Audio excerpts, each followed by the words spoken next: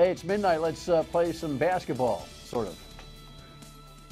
The Dan York State of Mind program is brought to you in part by Lookout Rhode Island and Takeo Comfort Solutions.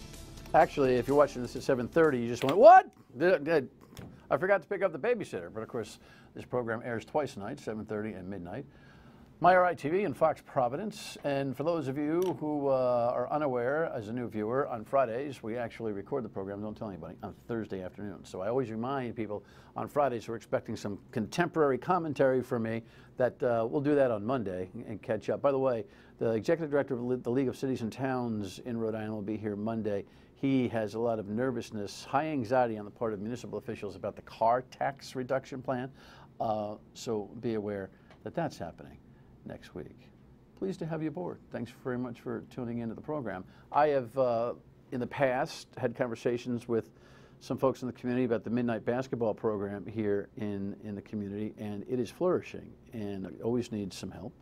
But I'm talking about financially. But there's actually a new promotional thing going on with all of this, a new event that I think will inspire a whole bunch of folks, and we'll find out what the motive and reason is when we get to it. So let's just get to it and kick it around. No rundown tonight. Sean Holley is the commissioner of the Providence Recreation Midnight Basketball League. This is Sean, and this is Lamonte Thomas, who played at JWU and is now overseas. Where are you playing overseas? I'm actually playing in Spain. Just finished up my 5th season playing overseas in Spain. Habla español? Un poco. Yeah? Sí. Hey, muy bien. How about that? See you later. You got anything for us? I didn't know that. No, I got nothing for you. Come on, man. Welcome to both of you. Nice to have you. Thank you. Pleasure to be here. All right, when are we talking about the NBA playoffs? At the end of the show or the beginning of the show? By the way, wasn't that the worst beat you've ever seen? Now, this is Friday, so they're actually, Game 4 is Friday night. Yeah. All right, so it's tonight. So if you're watching 7:30, this is timely. If you're watching at midnight, the whole thing could be over by this point. Yeah. That was a tough beat, huh? Man, LeBron, it looks like he's handing it over right now to Kevin Durant. But I hope not. I'm a LeBron James fan. Well, how can you not be a LeBron James fan? He's giving his all. Yeah. He's giving his all. And I grew up in his era. Like, when I was 12 years old, his first pair of shoes came out.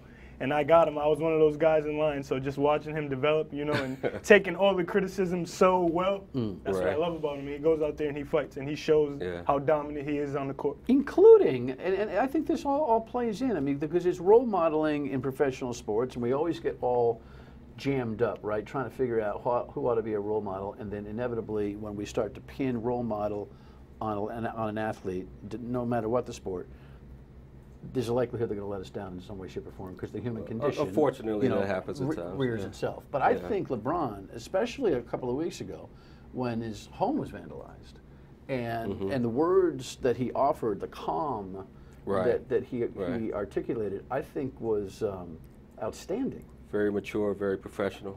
Yeah, absolutely. But I'm a DC guy, so I'm a Durant fan. Okay. Oh, you are. All right, well, I don't think we'll be able to resolve that. But even LeBron the other night, you know, after the Game 2 loss, when some dumb reporter asked him, well, so you got to go home and, you know, protect the home turf, he's like, well, no blank, Sherlock. You know, but the way he was able to you know, post-game, and you know, you could be a really happy puppy. Did you play? No, I've represented athletes through the years. All right, well, you know that they're not. You're not going to get your most, how would you say, contemplative commentary just minutes after you've lost a big game. But I thought he was pretty impressive. Yeah, it's unfortunate that that's mandatory for the players to do post game. Have to speak after a situation like that. Yeah, and he handles everything really well. Yeah, really well. All right, so we'll see. This could be. Can you imagine though an NBA team going 15-0? In a postseason, never been done before. It's about to happen. It's scary. It is. It's scary for the second best team and the other teams in the NBA. So we'll talk about the midnight basketball program here, which has been phenomenal. But since we're talking about pro basketball, let's just ask Lamont what's going on. You're playing in Spain. Yeah. Making a living? Yep. That's what I do for a living. Went to Johnson & Wales. Played 4 years at Johnson & Wales. Got a call in December after my graduating year. Went to Germany, played over in Germany, played well. Played a second season in Germany. Went over to Qatar for a little while, played in the tournament there. And then this is my 3rd season in Spain. So I've traveled a little bit all over Europe. So I'm extremely blessed and I'm enjoying every second of it. World experience. Yeah. I mean, I always thought I would play professional basketball, but I didn't think it would lead me to being in other countries, learning new languages, you know, being alone on the other side of the world, having to get around and use someone else's phone. So it's definitely widened my horizons. Played at Johnson & Wales here. Yep. You teach there. Teach here. I didn't have the pleasure of teaching Lamont, though, but he is a young man that I've grown to admire in terms of he's a perfect example of how to utilize sports and transfer that into a profession. He's very much of an entrepreneur, very progressive guy.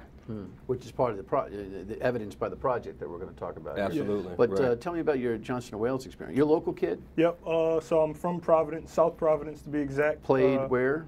Central High School. Okay. I went to the Met High School, played for Narcisse, Floyd Narcisse 4 years, 1,000-point scorer. Played the last gym at Central before they built the new PCTA Center in Providence. From Johnson & Wales, Jamie Benton has been a long life mentor for me since I was a child. Went to his first basketball camp ever at 11 years old. He's always been like family to me. He's like, I want you to come here. Went to Johnson & Wales. Averaged about 17 points my first year, but the ball was always in my hand, so I got really comfortable.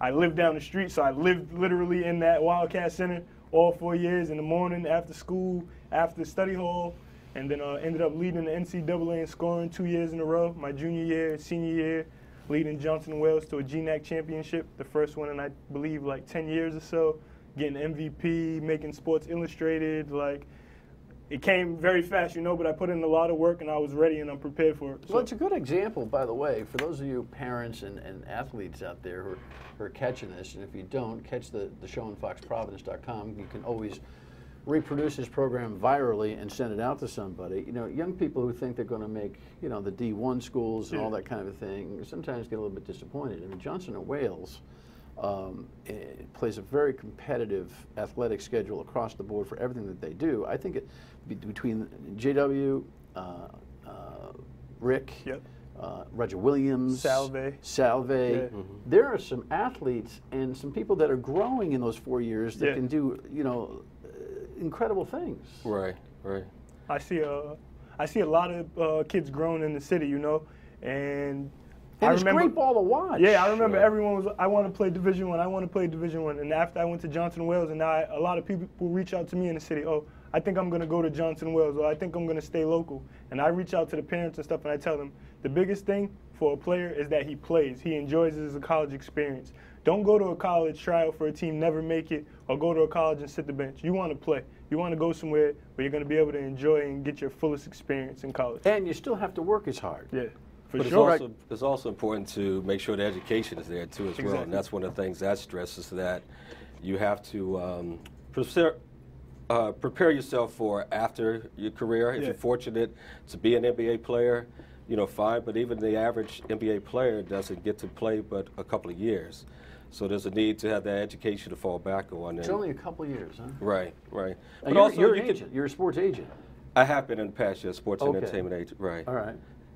But there's a need to also think of, I mean, because there's some that can't play at the college level too that may have been very successful at the high school level, but there's a need to, if you still want to be in the sports industry, there's other jobs, career-related programs that you can get involved in.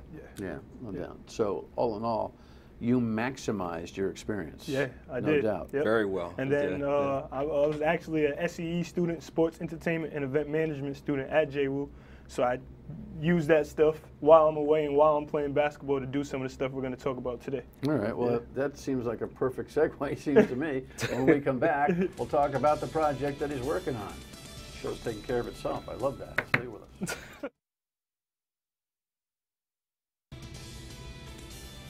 Alrighty, so why don't we throw up this little graphic here and at least start with this project, and then we'll talk about the overall success of the Midnight Basketball League here in Providence. This is called Play for Peace, and this is part of the entrepreneurial mindset of Lamont, who's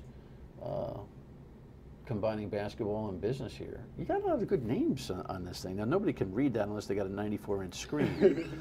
But Yeah. we will link that onto our foxprovidence.com website. Okay.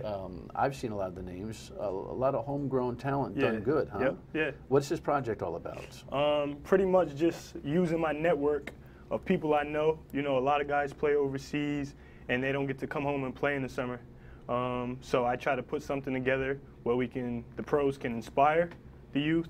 So this year, they're going to speak to the kids, answer questions, talk about the college process, talk about the overseas process, so playing professional and education, of course, emphasizing that. Then we're going to do a basketball clinic with the kids for 30 to 45 minutes, hands-on learning, and then they're going to play in the game, the professionals.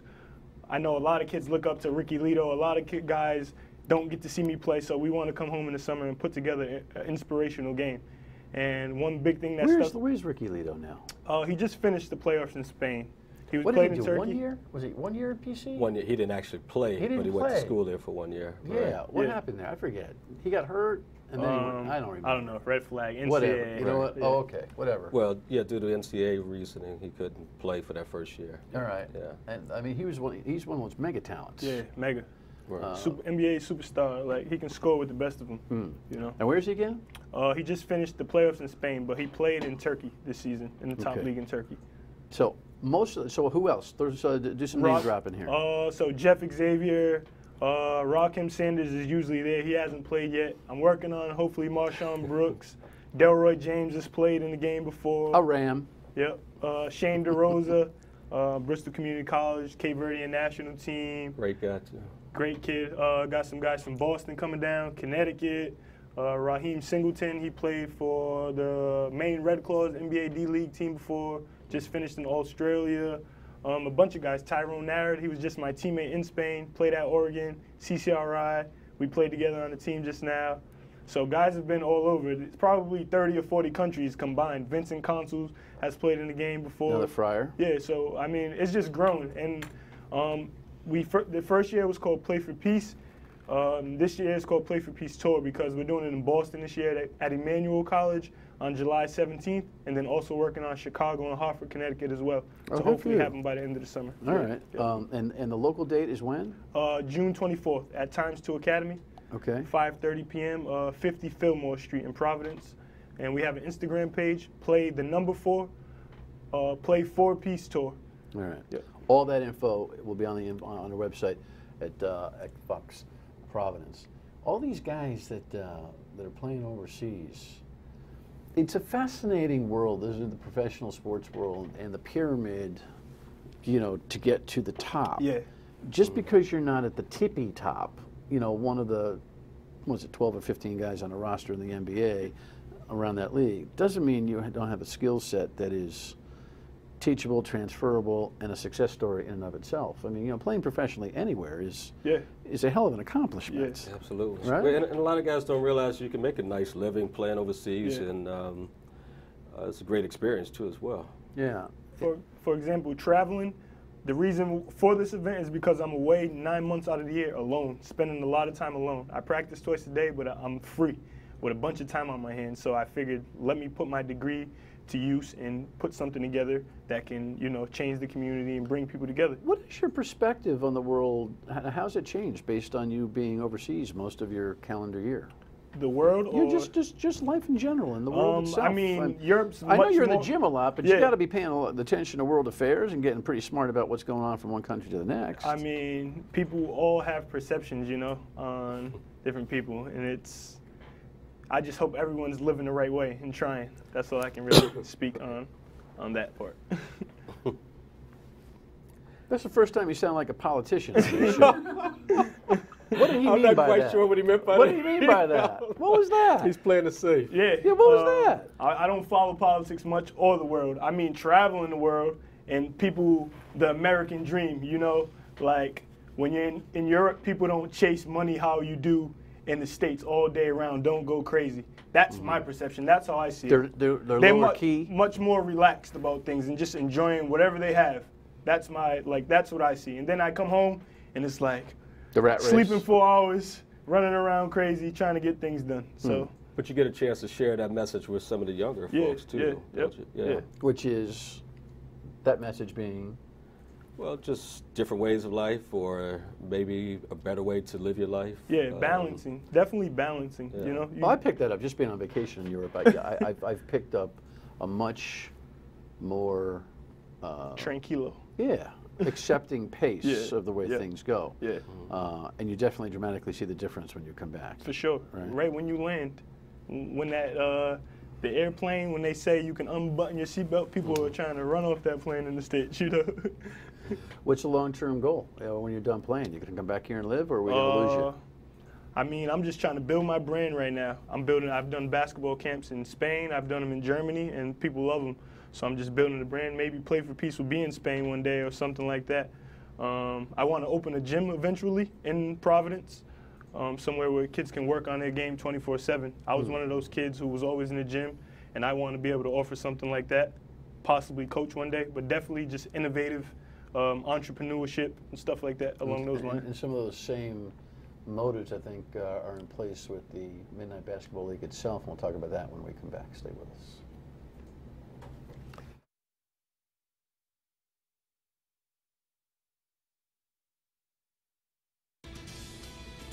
So listen, in addition to Play for Peace, and by the way, the concept of Play for Peace in this event coming up on June 24th, Play for Peace meaning? Pretty much just we're playing for a cause, hopefully to bring people, we're raising money for the Institute of Institute for Nonviolence the in practice Providence. of nonviolence, yeah, great work. Yeah. We've had them on the program on a number of occasions. But the Midnight Basketball League that you're running has really been a success story. How long has this thing been running now? Well, actually, let me take you back to some of the history of Midnight Basketball League. Yeah. The Midnight Basketball League started by a town manager in Glenard, Maryland. That was back in the late 80s. That's where it first started, but then Bill Clinton implemented a crime act in the early 90s, and that's how the Midnight League really kind of took its form. Because that was a huge bill. It was He paid for it? Well, it was a $40 million. Well, it was earmarked for $40 million. It was a $33 billion bill that he put out, crime act that was supposed to. But as is always the case, that money dissipates. You put a whole bunch of money out for cops, you put a whole bunch of money out for programs. Absolutely. And then it's revenue share, and then it's not so much revenue share, and then there's no revenue left. And the programs are supposed to sustain themselves. Right. Yeah. Well, so the original intent was to address crime. The time period for the original Midnight Basketball League was around 10 p.m. to 2 a.m., which was identified as a time period where there's apt to be crime, violence going on, trouble going. Right. Nothing good going on at midnight. So what's happening now? I mean, the Providence League has it's not just the city, right? Pawtucket. No, that was well the first year when we started out. Kobe Dennis actually. We need to thank him for bringing the Midnight League back. He decided to bring the Midnight League back, and he reached out to Mayor Lois of Providence at the time. And this is right when Mayor Lois's first year in office. He decided to partner up with Kobe in terms of funding the Providence League. Last year, we took on a rather ambitious approach, and Kobe wanted to go with all of Rhode Island, pretty much. We had Central Falls, Pawtucket, Number, and so on and so forth. It was successful still. Kobe decided this year not to be, for appropriate reasons, not to be involved. So I stepped up and took the lead for running the. So is it still multi-town, multi-city? No, it's just in Providence this year. Okay. Midnight Basketball League is something that any city could come over for Midnight Basketball League. I mean, some cities, bigger cities across the country, have multiple Midnight Basketball Leagues in it. So it's a name that's not necessarily owned by anybody in particular, but it's a program and an initiative that definitely is very. So you're playing it in Providence, and what's the setup? How many teams? What's going on? Who plays? There's 4 sites. 3 of them are for 5 sites. 4 sites for men at Davy Lopes, Davis Park, Fox Point, and Buckland. And then there's a women's division at Zucolo. And who's playing in a league? Some very talented people. The women's division actually is my favorite. It's very competitive over there. There'll be up to 6 teams in the women's division. There's 30 teams altogether, and up to 360 players, participants. To be eligible, you have to be what? 18 plus. Okay. Right. So I mean, this is some real hoops. Yeah. Absolutely. Yeah, this is. Yeah, Lamonte's played it. Everyone as well, plays, too. man. Right. Guys come from all over. You don't Right. have to live in Providence to play in the league. Everyone's welcomed, and we want to have it as competitive as possible Absolutely. for the city. Yeah. And the kids come out and watch, and the families come out and watch. That was a great night out. Yeah, Yeah. absolutely. So even if you're over at Federal Hill, for instance, and you're having some dinner, stop by and check out the women's division play. If you're at 148 in the area, go to Davy Lopes or Buckland or one of those courts. A lot of local. I mean, formally restaurants. officiated. I mean, we're not just talking about pickup here. We're not talking about playground. We're talking about a serious league here. Yeah. Right, a championship, the whole bit. It's not any joke. Well, no, it's for the folks who very don't serious. understand, you know, some guy, you know, is sitting here watching this, and I don't know, it's very competitive in basketball. Westerly somewhere, and thinking, oh, Right. that's just a pickup game going on in the park. No, this is a formal situation. And then the winner, it's also a carrot involved in terms of if you win your division, you go on to play at the Dunkin' Donuts Center for the championship, which is on August the 20th. The league starts July the 6th. The championship is at Dunkin' Donuts on August 20th. That's a highlight. Yeah. Absolutely. Right. Is. Not too many people You get a can say crowd they in for played in that? the dunk. Right. You get a crowd in for that? Absolutely. Yeah. Very well. Yeah. Yeah. Plus, Larry Lepore and the folks over at the Dunk are very helpful too. All right, so the mission statement overall for the Midnight Basketball League is what? It's bringing the community together. It's definitely a league that the community feels a sense of ownership in, and rightfully so, because without the community involvement as far as participants, players, coaches, whatever, it wouldn't work. So it's definitely a community-oriented league. And the game's really at midnight now, or are they just earlier in the night? No, 6, 7, and 8 Right. are the leagues. Yeah, No. that midnight is the old brand, but Right. I think it's probably a wise move to play it earlier in the evening, especially on I a great think well, especially on a great summer night. You know, it's Right. a terrific atmosphere. Yeah. All right. So, are you still playing in the Midnight League? Yeah, I'll be there. You Yep. go in. If I'm not Can you playing, play a I'm on full the schedule? sidelines. Huh? I don't really commit to basketball in the summer, like as far as playing. So, you know, so I'm what? in and So out. we can't count on you on any one particular team or roster. I mean, I might be on a team, but I don't know if I'm going to be there every game. We'll get him out there. We'll get him out there somehow. What does that do for you know a level of consistency? Got to enjoy America while I'm here. That's what it's about. I thought you said it was too much of a rat race. Still have to enjoy it. But I must say, it's a very, as I said, it's very competitive. Mayor Lawson has been very supportive. Mike Stevens for the Department of Recreation has been very by the way, assertive as well. make a note. Stevens is so overdue to get in on this show. Okay. Word to Mike Stevens. I got his cell. He keeps the nation's maybe best NCAA official, period. Absolutely. I mean, he's got so many stories to tell. Yeah. And he's Past due 3 years, to he get into reffed this show. the championship Yeah, game. I mean, Absolutely. even though they roughed up the officials pretty good in that championship game. We won't talk about that. I was defending Stevens the entire way. Congratulations on really making basketball Thank you. a life story. Thank you very much. That project, June 24th, foxprovidence.com, all the information is there. And the same information on Midnight Basketball, which is not midnight anymore. On the Providence website. Recreation, Midnight Basketball. There you go. Nice to meet you guys. Likewise. Thanks. Final word when we come back.